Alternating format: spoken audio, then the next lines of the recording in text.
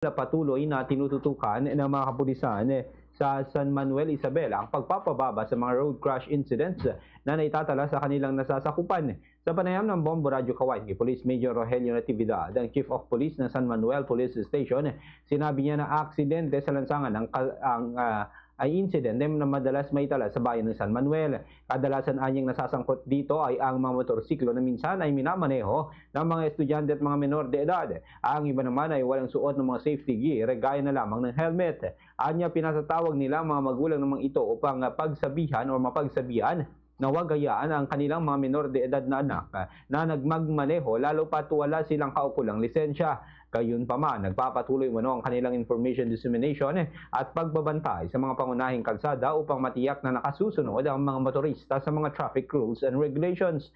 Samantala, tuloy-tuloy pa rin ang implementasyon ng San Manuel Police Station ng Ligtas Sumba kung saan mas lalong pinaigting ng kanilang hanay ang police visibility sa mga madalas puntahan ng publiko ngayong summer gaya na lamang sa mga resorts upang mapanatili ang zero drowning incident ngayong summer season.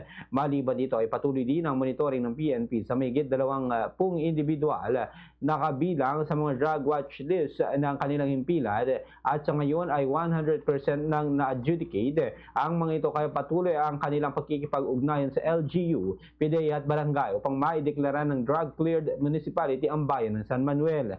Ganito ang bahagi ng pahayag ni Police Major Rogelio Natividad. Pagbabantay sa ating paligid, ang krimen ay kayang mapigilan kung tayo ay nagkakaisa at handang magsumbong sa tamang otoridad. Kung tayo po ay nagtutulungan, mas mabilis nating matugunan ang anumang banta ng kapayapaan. Sa atin pong mga kabataan, tayo po ang pag-asa ng bayan. Piliin natin ang tamang landas at umiwas sa anumang bisyo o anumang gulo. Nandito po ang inyong kapulisan upang gumabay at magprotekta. Sa radyo